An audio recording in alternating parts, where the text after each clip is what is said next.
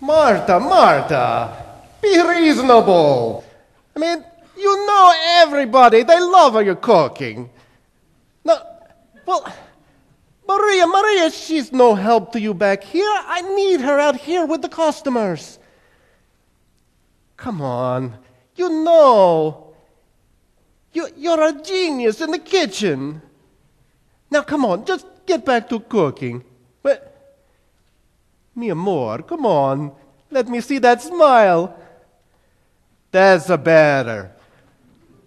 All right, we okay? Good. Oh, Maria, I didn't hear you coming.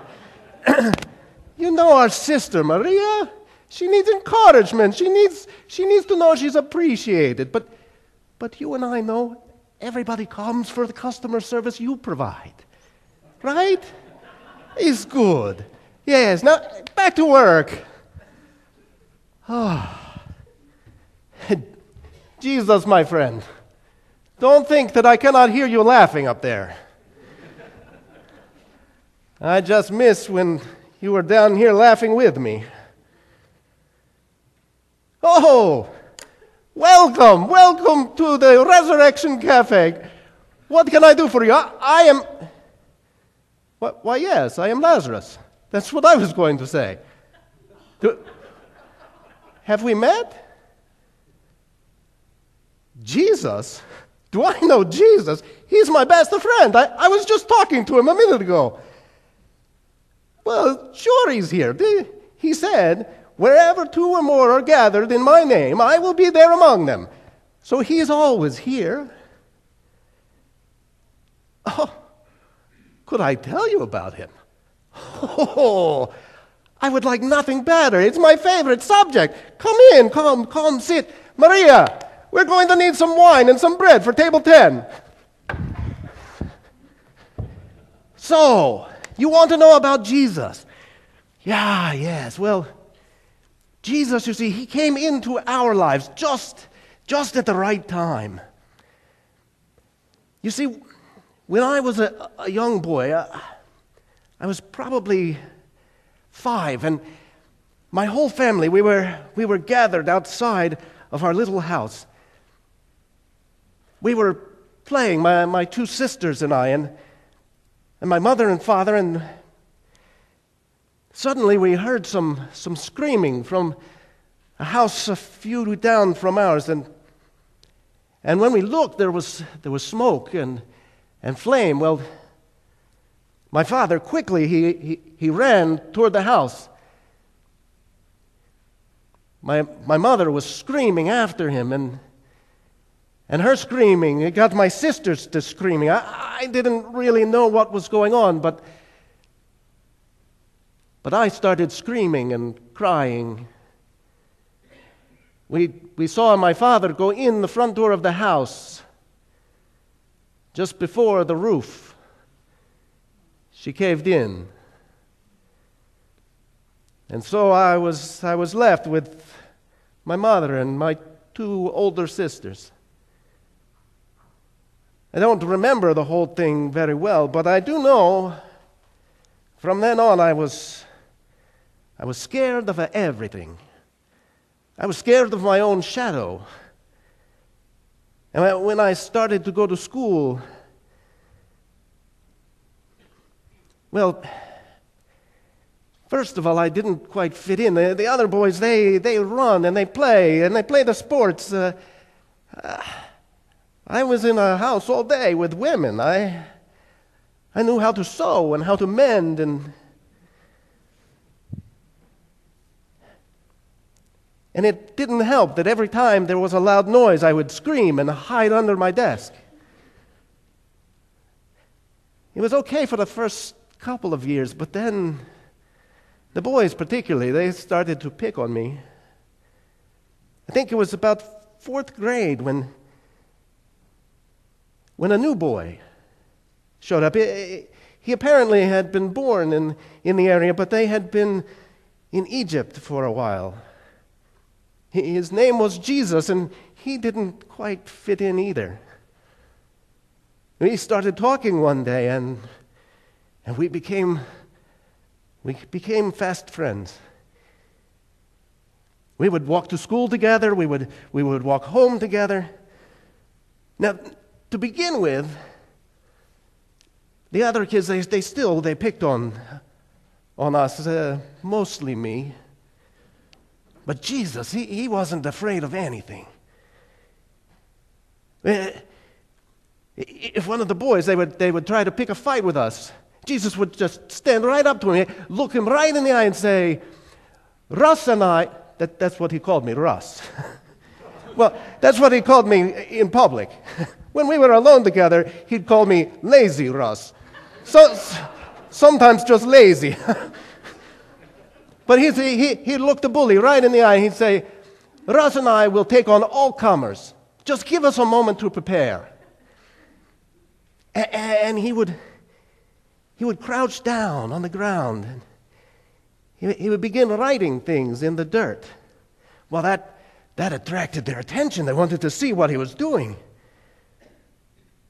And as they saw what he wrote, I would watch them. Their eyes would get big. Their faces would get red.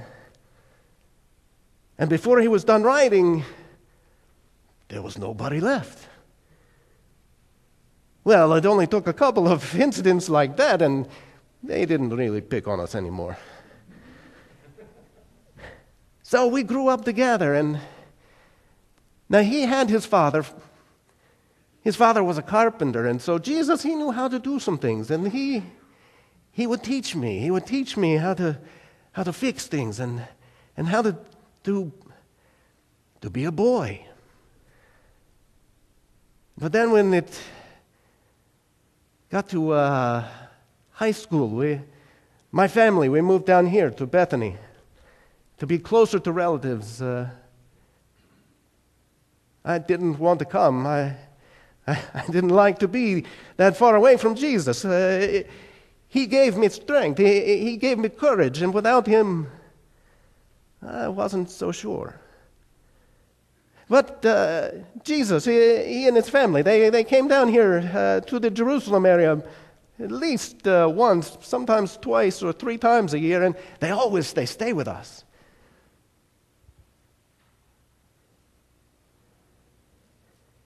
Yeah, those were good. Those were good times. Last time Jesus came down was not such a good time. Actually, I had been sick. I was a little nervous. I had a bad feeling about this illness. I was afraid.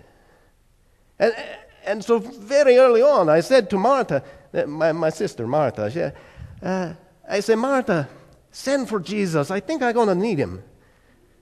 Well, Martha, she says, oh, Lazarus, you worry about everything. We're not going to bother the teacher now.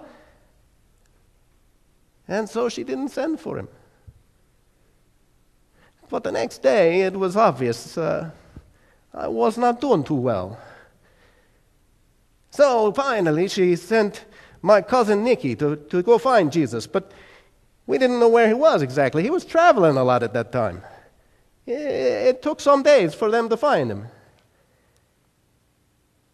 To be honest, I personally don't remember much of the next part of the story. So I had to rely on what I heard from my sisters and from Jesus and from some other people who saw what happened. Well, the long and the short of it is I died. And I'm not talking just simply merely dead. I was really quite sincerely dead.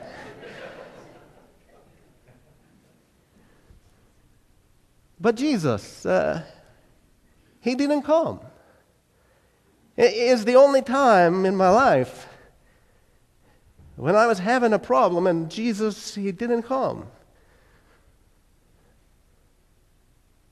Well, from what I hear, my sisters, they were pretty upset. Martha, she had always been teasing Jesus that he was late for everything. Now, you have to understand, he was a busy man. There were people always stopping him for this and that. She said, Jesus, you'll be late for your own funeral. I don't know about that, but he sure was late for mine. So anyway, the way I hear it, finally, Jesus, he showed up. Well, my sister Martha, if you know Martha, she tells it like it is. She hears that Jesus is coming, and she goes out to meet him in the road. She says, Jesus, what do you think you're doing? You're late. If you had been here, your friend, my brother, he would not be dead. Jesus, he was used to Martha. She didn't ruffle his feathers at all. He just said, Martha, as long as you have known me, have I ever not showed up? Your brother, he will rise again. Now, Martha said, I know he'll rise again. We all rise again in the last times. And Jesus, he looked at Martha and he said, Martha, I am the resurrection. I am the life. Nobody dies unless I say so. Do you believe this? Now, I have to give my sister credit. She is a woman of great faith. In fact, she is the first one of us who believed that Jesus was the Messiah. So she said, of course, Jesus. Of course I believe. You are the Son of God. And then, being the bossy older sister that she is, she marched right home and she said, Mary, you need to go out and see Jesus. And so Mary did. Now Mary, she's not quite, she's different than Martha. But still, she goes to Jesus and she says, Jesus, if you had only been here. Well, a lot of people had followed Mary when she came out. And they're all a-weeping and a-blubbering. Now I hear that Jesus himself was a-weeping. Later I said, hey, Jesus, I understand you were all crying and a-blubbering over me. He says, don't flatter yourself, lazy. I felt better for your sisters.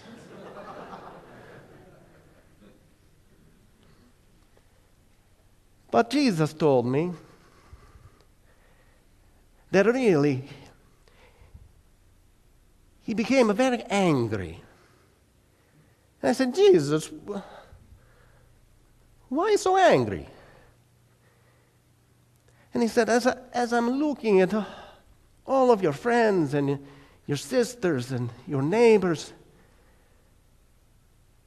and they're weeping, and they're wailing, and they're miserable. And I thought, this is not what I intended.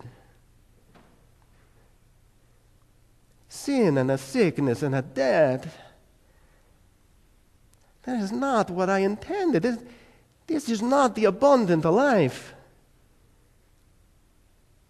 And so he said to Mary, where have you laid him? And so Maria, she leads him up to the hill where the cave, where all of my family are buried. And Jesus, he says, let's get some guys together, roll away this stone. Well, Martha said, whoa, whoa, whoa. Jesus, he's been in there 4 days. He's going to stink in there. But Jesus said, trust me, Martha. Roll the stone away. Well, now this is where I come back into the story. I'm just laying there, right? I got all these spices and things all over my chest.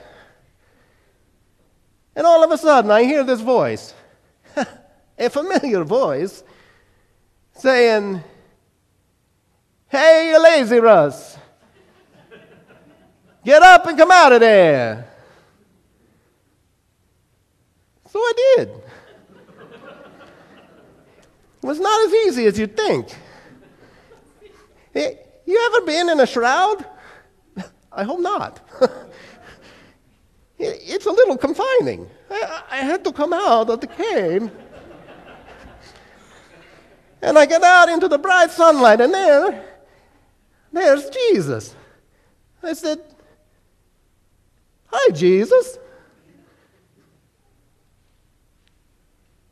What's going on?" And Jesus, he looks at me and goes, "You were dead."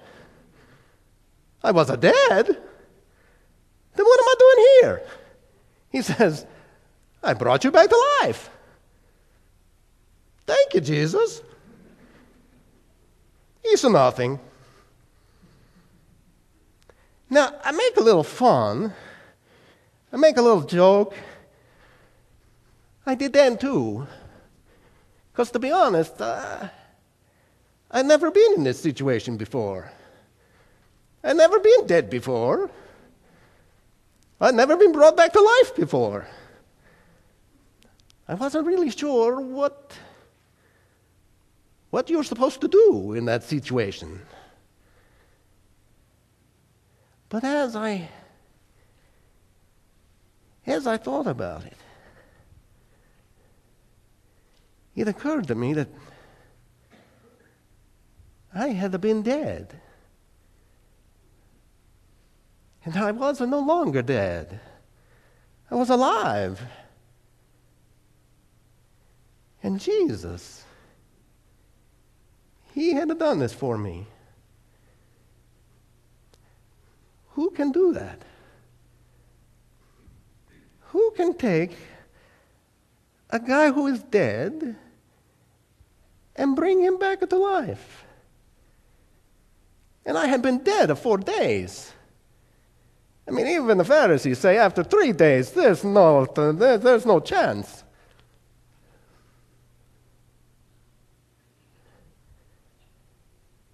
Who can do this?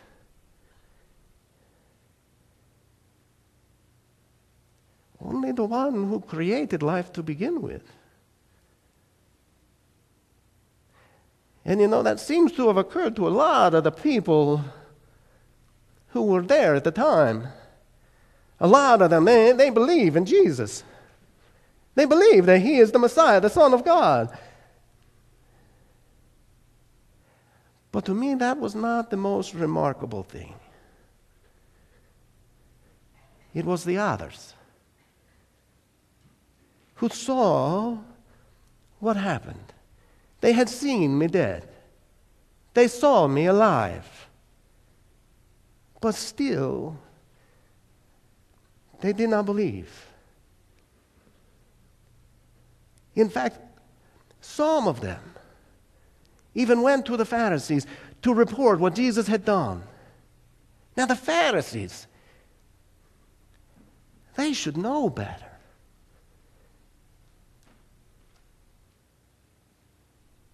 They should know that someone who can raise the dead,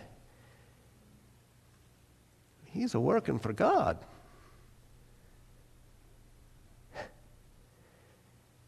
They tell me that his raising me was the last straw for the Pharisees. That because he raised me, that sealed his fate. Do you know that these guys, they even put a hit out on me? You see, I was the proof. I had been dead. And now I was alive. So they wanted me dead again. But here's the remarkable thing. I didn't care. I wasn't afraid. I had already been dead. Been there, done that.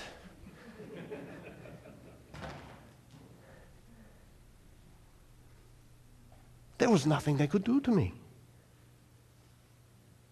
Because I knew that I would not die until Jesus said.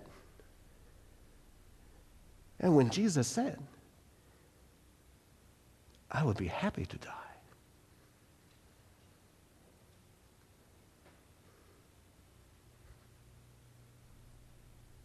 You see, Jesus, he has a promise good to me. And I know that his word is sure. He will my shield and my portion be, as long as this life she endures. Let us sing.